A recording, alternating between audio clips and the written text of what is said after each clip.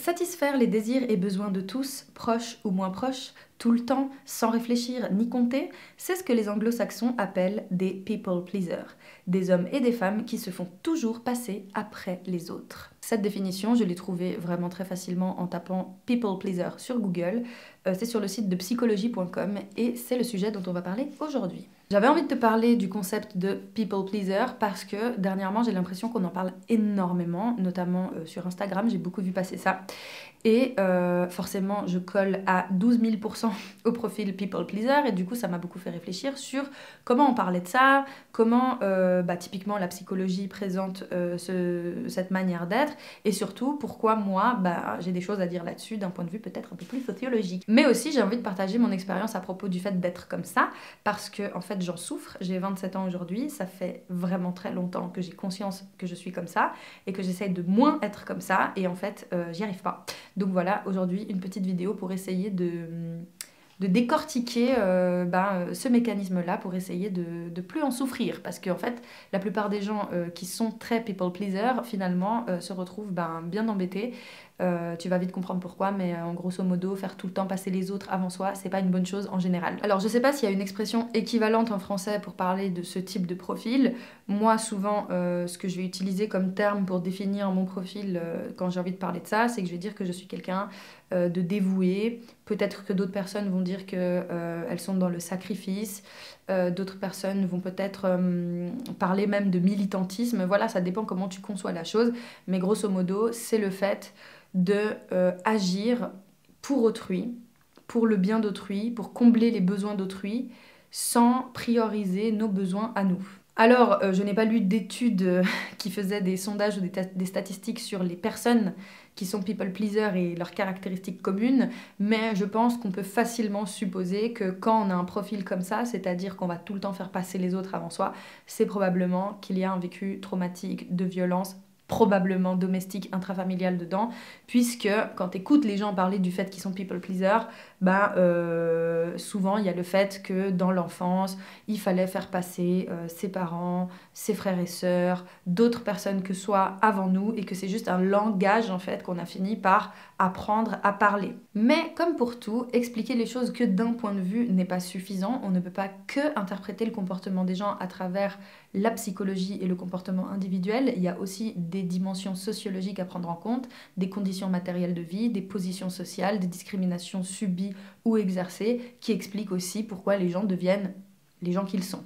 Et justement, quand on écoute les personnes qui parlent de ça, on se rend vite compte que les profils des personnes qui vont s'identifier comme people pleaser, c'est souvent des profils de gens qui déjà de base sont socialement discriminés. Je pense notamment aux femmes et aux minorités de genre, très probablement que d'autres minorités se retrouvent dans le même panier, mais grosso merdo c'est logique, quand tu vis de la discrimination sociale et que la société en général te fait sentir que qui tu es n'est pas le top de la pyramide des êtres humains et que du coup toute la société te pousse à être autre chose que qui tu veux être, et forcément c'est pas facile de se prioriser si juste on correspond pas à la norme dominante. Bref, tout ça pour dire que quand on sort de la norme et que la société entière nous fait comprendre qu'on ne devrait pas, on va forcément pas se mettre en avant, parce que se mettre en avant, se prioriser, penser à ses besoins, etc., c'est donc essayer de vivre une vie qui va être pénible et coûteuse et qui va nous mener probablement à de la discrimination, tout simplement parce que on va être envoyé constamment au fait qu'on n'est pas dans la norme. Je comprends donc que les personnes minorisées préfèrent s'oublier, oublier leur identité, leurs besoins, leurs envies, leurs désirs, etc. pour correspondre à la norme dominante. Et correspondre à cette norme dominante, ça passe par le fait du coup de lécher les bottes des gens qui doivent nous intégrer dans cette norme. Je le dis parce que par exemple typiquement quand je suis dans des milieux professionnels et que j'ai envie de masquer mes origines sociales, je vais forcément toujours être en mode oui bien sûr, mais ça me dérange pas, mais faites seulement, mais bien sûr je me rends disponible, mais oui je vais répondre à ce téléphone, mais oui je vais travailler bénévolement pendant 6 mois pour vous, etc. Donc ça c'est aussi du people pleasing. En tout cas moi je le vois comme ça. J'ai essayé d'élargir la définition à des choses plus larges parce que quand on parle juste des interactions de la vie de tous les jours où justement on va se plier en 45 juste pour pas froisser l'autre personne, pour pas rentrer dans un conflit, pour pas qu'elle se sente mal, pour pas pas avoir de malentendus, pour éviter en fait un maximum de trucs négatifs, oui, c'est aussi du people pleasing, mais il faut inscrire ça dans des dynamiques plus larges. On peut pas juste résumer ça à des gens qui évitent le conflit et puis que voilà, genre juste ils sont juste un peu sympas et un peu altruistes. Non. Et pour moi, c'est vraiment primordial de mettre cet aspect au centre de la question parce que je vais te parler de la première people pleaseuse qui existe sur cette planète Terre, ma maman. J'ai un infini respect pour ma mère et je l'aime plus que tout, donc tout ce que je dis là n'est pas pour la critiquer, mais je pense que tu reconnaîtras probablement ta propre mère dans la description que je vais donner là, et tu vas vite te rendre compte que finalement ces histoires de people pleasing, c'est un peu plus complexe que ça. Si on résume le fait d'être un people pleaser par le fait de faire passer les autres avant soi, finalement on est en train de parler d'un concept sociologique assez connu qui est le travail du care. Alors oui, on est encore dans des anglicismes, désolé, si j'ai des équivalents en français plus parlants, je les utiliserai, mais j'en ai pas, donc désolé. En anglais, care, ça veut dire le soin, et donc le travail du care, c'est le fait de soigner les autres, c'est d'investir du temps, de l'énergie, des ressources pour soigner les autres. Et donc, ce travail du care, qui est-ce qui socialement le porte la plupart du temps ? Les femmes. Je te renvoie à une vidéo que j'ai faite il y a plusieurs années qui s'appelle « Pourquoi ta mère travaille gratos ?», qui parle de travail domestique en général, etc.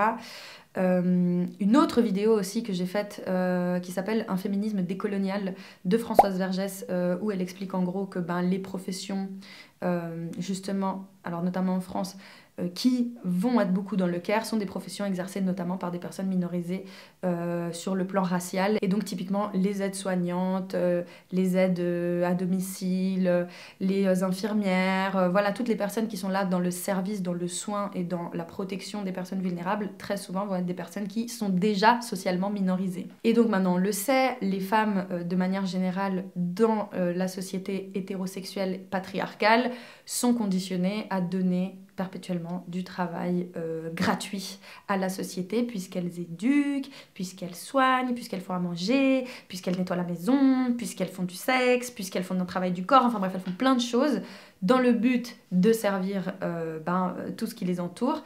Et quand tu leur demandes à elles concrètement qu'est-ce qui les anime et qu'est-ce qu'elles veulent, c'est être là pour sa famille, c'est être là pour les gens qu'elles aiment. Et pour être honnête, moi pendant 20 ans, j'avais pas la conscience que j'ai aujourd'hui en termes de lucidité politique et sociale, etc. Donc la sociologie entre-temps et le féminisme sont passés par là.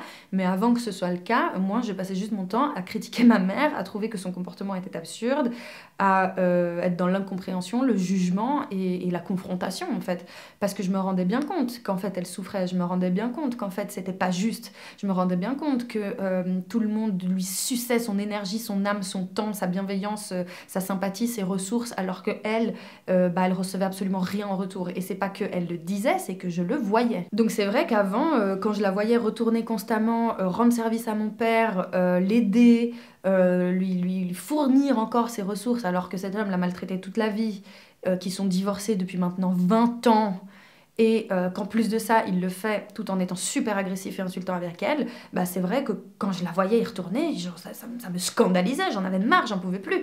Et aujourd'hui je vois qu'en fait elle est juste méga conditionnée par sa position sociologique, par le fait d'être dans le sacrifice, être une bonne mère, c'est ça, être une bonne personne, c'est ça, parce qu'en fait, pour les femmes, être une bonne personne, c'est s'oublier, tout simplement. On voit bien que dès qu'une femme pense à elle, pense à sa carrière, pense à son argent, pense à son indépendance et tout, ça pose problème à tout le monde. Il suffit de pas vouloir d'enfant pour que ça pose problème. Il suffit de faire en sorte que ce soit ton mari qui soit au foyer et toi qui soit dans le travail public pour que tout le monde pète un plomb. Là, je pense à typiquement Je ne suis pas jolie et comment il s'appelle son mec ? Samuel. Bref, donc en fait, dès qu'une femme va penser à elle, de manière générale, peu importe d'ailleurs si elle est racisée, pauvre ou quoi, on s'en fout. Genre juste une femme qui va décider de faire des trucs pour elle, c'est déjà pas facile. Et ça, même dans les sphères, les autres sphères, hein, même dans les sphères de gens très très riches, dans les élites et tout, les femmes restent quand même une décoration, quelque chose d'utile, un faire valoir, etc. Enfin, faut pas croire que dans les élites et tout, ce soit Alors oui, c'est très différent, mais enfin voilà, t'as capté, il y a quand même du sexisme. Et donc oui, de manière générale, on va voir des femmes avoir ce comportement, justement, dès qu'il y a des cas de violence conjugale, des cas d'emprise psychologique, des cas de VSS, etc. Et on se rend compte, oui, qu'il y a des femmes qui acceptent des situations par dépit, parce qu'elles n'ont pas de ressources, parce qu'elles n'ont pas d'outils, etc. Et est-ce que là, du coup, on va voir que c'est du people pleasing? Non, personne va nommer ça comme ça. Pourtant, le fonctionnement est le même, c'est-à-dire moi j'ai besoin de partir, mais si je pars, mes enfants vont avoir un problème, mon mari va péter un câble et va peut-être se buter, peut-être que ma famille va me dénigrer, peut-être que la famille de mon mari va me renier, etc. Donc en fait on pense constamment à ce que vont faire et dire et penser les autres. Donc bref, tout ça pour dire que ce truc de people pleaser c'est bien beau, mais finalement il faudrait mettre sur le doigt sur le fait qu'il y a des gens qui vont perpétuellement mettre les autres en avant et pas elles et eux pour des raisons purement sociales. Alors je sais bien que je tire le trait et qu'en réalité quand on parle de people pleasing on parle de trucs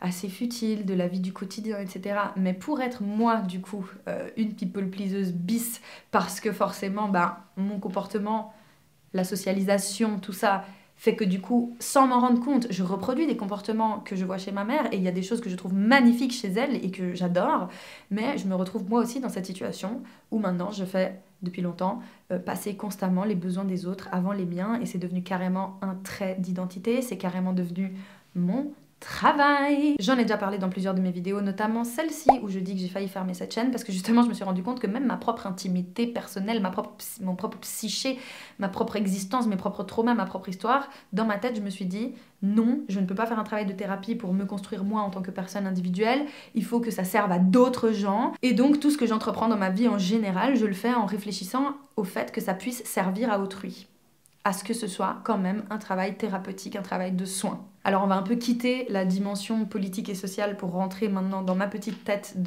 d'individu, d'un être humain qui vit ça au quotidien depuis très longtemps et te partager du coup comment je ressens la chose et surtout comment je peux plus, en fait, je ne peux plus être comme ça, je ne supporte plus d'être comme ça me pèse trop et ça me met tellement de bâtons dans les roues. Alors si tu te reconnais toi dans le comportement people pleaser, dis-moi si tu relates à ce que je vais dire, donc vraiment ce que je dis n'est pas exhaustif et ne représente absolument pas la réalité, c'est vraiment genre la manière dont moi je le conçois, mais en gros genre je sais que déjà assez jeune, lors de l'adolescence, j'avais déjà spontanément cette envie d'être au service des autres. Et ça s'explique tout simplement par le fait que j'ai besoin qu'on m'aime en fait. J'ai tellement pas d'estime de moi et j'ai tellement été maltraitée dans ma personne en fait que du coup je cherche désespérément le lien, l'amour, l'affect, l'estime chez les autres. Quand on est people pleaser, on pense sincèrement que ce qu'on fait, on le fait avec bon cœur. On a vraiment des bonnes intentions et on est réellement convaincu du fait que ça nous fait du bien d'être comme ça.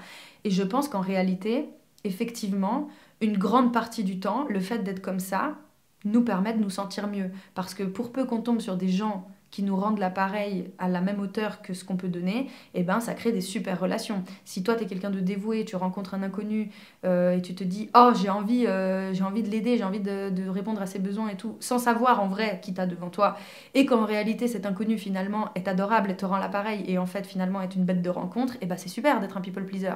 Tu finis juste par trouver des gens qui sont comme toi. Le problème, c'est que très souvent, les people pleasers se mettent à rendre service, à faire passer des gens avant eux, alors que ces personnes-là ne leur donnent même pas l'heure. Et c'est dans ce cas-là que c'est pesant d'être people pleaser. Et le problème, c'est que quand t'es comme ça depuis très jeune, t'as l'habitude de faire ça tout le temps, avec n'importe qui, dans toutes les circonstances, concernant tous les sujets. Je vais te donner un exemple de ma propre expérience qui s'est passée récemment, c'était littéralement l'année dernière, donc comme quoi, il y a encore du boulot. J'ai l'habitude de faire des tables rondes dans lesquelles je suis invitée en tant qu'intervenante. Et je suis payée à une certaine hauteur de tarif, et j'étais habituée à être payée à ce tarif-là. L'année dernière, on me propose d'animer une table ronde. Donc cette fois, je ne suis pas intervenante, je suis modératrice. C'est donc un autre tarif qui s'applique normalement, chose à laquelle je n'avais pas pensé avant. Je discute même pas de prix avec l'événement qui m'invite pour faire cette table ronde, parce que je pensais que c'était un truc bénévole et tout, enfin bref, donc j'ai accepté de le faire et tout. Et donc j'anime la table ronde, je modère et tout, et à la fin, l'organisatrice vient vers moi pour me dire que finalement elle m'a trouvé un cachet et qu'elle espère que ce sera assez pour le travail que j'ai fourni. Et là elle me dit le prix, et c'est le double de ce que je recevais quand j'étais intervenante. Donc plutôt que de prendre 2 secondes pour me rendre compte de ça, de me dire ah oui, du coup, ah putain, c'est pas mal d'argent, Et en fait, ça s'explique parce que là, j'ai fait plus de travail et que j'ai pas la même posture. Eh ben non, j'ai pas pensé à ça. J'ai répondu du tac au tac parce que je suis quelqu'un d'impulsif, n'est-ce pas? Je te renvoie à cette vidéo si tu vois pas de quoi je parle. Eh ben j'ai répondu du tac au tac en lui disant quoi? Non mais c'est beaucoup. Ah non mais garde la moitié pour ton association. Et donc j'ai spontanément dit à cette meuf de me payer la moitié de ce que je mérite d'avoir, alors que je suis quelqu'un qui... Bah alors aujourd'hui c'est moins le cas, beaucoup moins, mais que pendant longtemps j'étais quand même vachement précaire et que genre à ce moment-là de ma vie, j'avais vraiment besoin de thunes. Et donc ça veut dire que genre même d'un point de vue purement matériel, alors que là, j'étais dans une période de ma vie où il fallait que j'ai de l'argent, et tant mieux qu'on me paye pour ça. Déjà, c'était pas prévu qu'on me paye, et en plus de ça, pas ce prix-là, pour que moi, derrière, comme une immense idiote, je lui dis non, paye-moi moins. Pourquoi? Bref, et du coup, ça, c'est tous les jours, tout le temps de ma vie, pour un oui ou pour un non, sur des trucs graves, des trucs moins graves, sur des trucs importants comme des trucs moins importants, sur des trucs vraiment où genre, des fois je suis là, mais meuf, ça fait 10 ans que tu sais qu'il faut que t'arrêtes et tu continues de le faire. Donc, les raisons qui nous poussent à agir comme ça, c'est qu'on va chercher la validation, la reconnaissance, l'amour chez les autres, et parfois même, on va chercher aussi à les contrôler, parce que on se rend pas compte, mais des fois quand on veut vraiment tout le temps faire plaisir aux autres, d'une certaine manière ce qu'on veut c'est que comme on leur a fait plaisir, et ils répondent à nos attentes, qu'ils fassent ce qu'on leur demande. Après bon, c'est vrai que les people pleasers, on a tendance à rien demander, mais c'est pas parce qu'on demande rien consciemment qu'on fait pas la demande, qu'il n'y a pas un espoir derrière, qu'il n'y a pas quand même des sous-entendus, des allusions, des frustrations qui vont s'installer et tout. Et donc on se retrouve avec des gens qui passent leur temps à se plier en 45 constamment et qui inconsciemment attendent de trouver des gens qui un jour leur donneront l'appareil, et finalement qui se retrouvent désespérés parce que la plupart des gens avec qui ils sont comme ça ne sont pas des personnes qui leur rendent l'appareil. Et donc d'avoir la sensation de passer son temps à gaspiller son énergie, ses ressources et son temps justement pour des gens en fait qui finalement ne le méritent pas. Et en tout cas, pour ma part, proportionnellement à l'investissement émotionnel que j'ai mis, si en face la personne elle est ingrate ou qu'elle me trahit ou que juste en fait je vois qu'elle m'a utilisée, etc., ma frustration sera proportionnelle à mon investissement. Plus je m'investis, plus je serai frustrée. Et pour peu qu'on sache mal gérer ses émotions et qu'on ait une estime de soi merdique, ce qui est très souvent le cas, on se retrouve après à probablement avoir des réactions où les autres ne comprennent pas pourquoi du jour au lendemain on pète un câble, pourquoi du jour au lendemain on a envie de changer de pays, de déménager, de plus voir aucun de ses amis, de quitter sa famille, de prendre des décisions intenses. Enfin bref, tout ça pour dire que oui, il y a beaucoup de gens qui finissent par réaliser qu'ils se sont embourbés dans un truc irrattrapable, et la seule solution pour sortir de là, c'est de changer radicalement. Et si on n'arrive pas à changer radicalement, ce qui est déjà compliqué parce que ça crée... ça chamboule quoi, c'est quand même violent et tout, et pas tout le monde a envie de spécialement changer à ce point.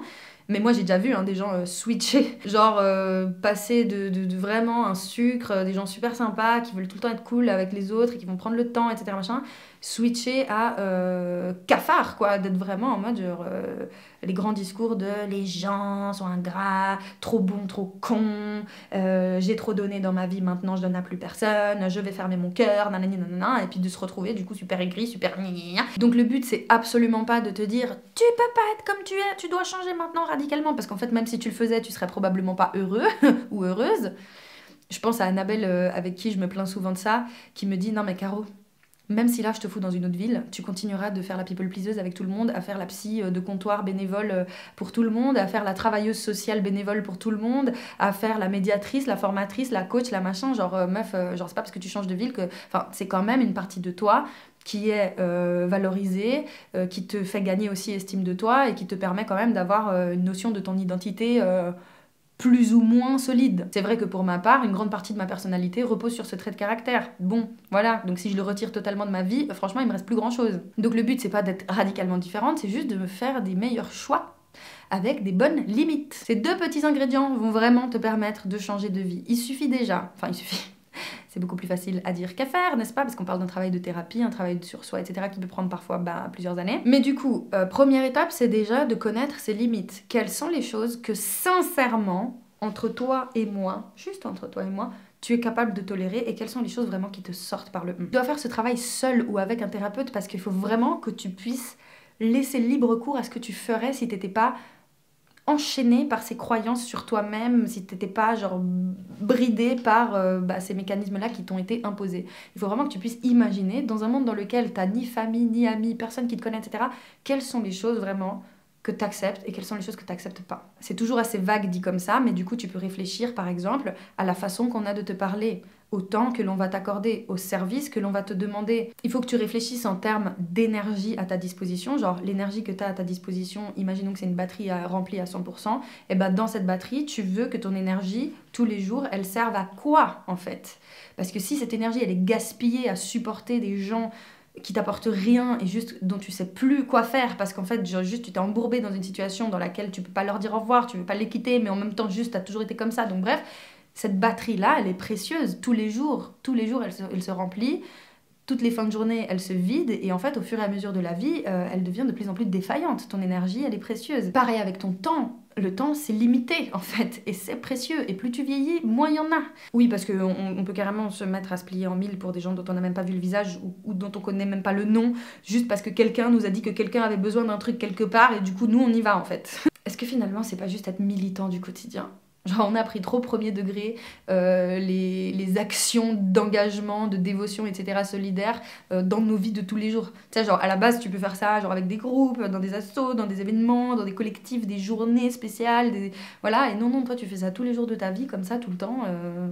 Comme si t'avais 12 000 casquettes pro de services publics, de santé, etc. à toi tout seul, quoi. Et tu maintenant que j'y pense, genre, c'est un peu mégalo quand même comme vibes, hein. Ça donne un peu l'impression que genre on se sent surpuissant. Oui, je suis capable de tout gérer. Oui, je suis capable de tout apporter. Oui, je suis capable de donner toutes les ressources. T'inquiète, oui, je suis la personne de la situation. Genre, non.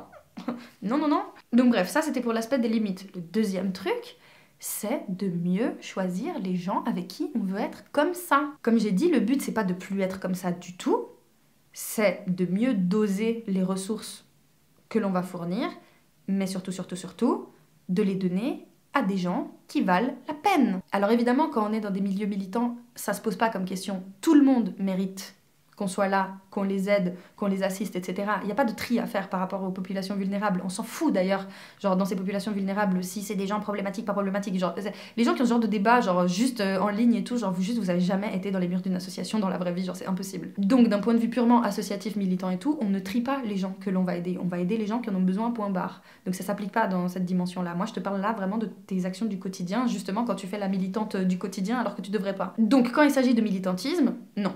Ça s'applique pas. Par contre, quand il s'agit de tes relations du quotidien, de ton travail, de ta vie en général et tout, bien sûr que les gens à qui tu donnes l'heure, il faut que tu les choisisses mieux en fait. Tu peux pas tout le temps t'arrêter pour la moindre personne qui a besoin et d'être en mode oui, bien sûr, je vais oublier toute ma journée pour toi, je vais rater mon train pour toi, je vais pas aller au travail pour toi, et puis en fait je vais pleurer pour toi. Non mais, de un, ça va mener à tout ce que j'ai dit tout à l'heure en termes de frustration, de stagnation, de sentiment d'impuissance, etc. Et de deux, ça ne te permet pas d'aboutir réellement à tes objectifs, puisque si toi tu vas trop mal, t'es trop détérioré, t'as aucune ressource, etc., comment tu veux mener à bien les missions que tu t'es toi-même attribuées? Si ton objectif c'est de t'engager pour la cause féministe, eh ben engage-toi pour la cause féministe dans un espace délimité pour ce faire. Par contre, si tu vis des violences conjugales en étant une femme, que tu t'engages pour la cause féministe, que tu passes ton temps à résoudre les problèmes d'autres femmes violentées, mais que toi tu continues de subir de la maltraitance, il faut te sauver toi d'abord.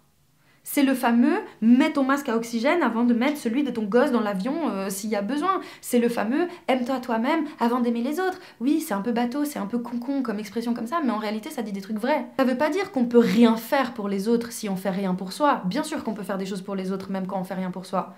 Ça veut plutôt dire que si on fait des choses pour soi, on pourra faire encore plus pour les autres. Et c'est ça la nuance. Je vais finir cette vidéo avec les 4 conseils du site que j'ai mentionnés au tout début de la vidéo. Donc, on nous explique du coup 4 points clés pour moins souffrir du fait d'être un people pleaser. 1. Prendre soin de soi est tout sauf de l'égoïsme. 2. Toutes les relations, appréciations et opinions ne se valent pas. 3. Un conflit sain est bon pour une relation. 4. Ce que vous ressentez et pensez a de la valeur. Sur ces bonnes paroles, je pense arrêter la vidéo ici. N'hésite pas à commenter toujours dans la bienveillance et le respect si ça t'a parlé, si tu veux y réagir et si tu t'es reconnu là-dedans ou que tu as reconnu un ou une proche. Si mon travail de manière générale te plaît, tu peux me soutenir sur Tipeee en me faisant un petit don, même si c'est 50 centimes ou 1 euro. Pour moi, ça fait la différence au quotidien. Et merci beaucoup aux personnes qui participent à ce que cette chaîne soit financée au mieux pour que je puisse continuer de faire mes vidéos de la manière la plus autonome possible. On se retrouve donc dans une prochaine vidéo. D'ici là, prends grand soin de toi et n'oublie jamais que je t'aime très fort.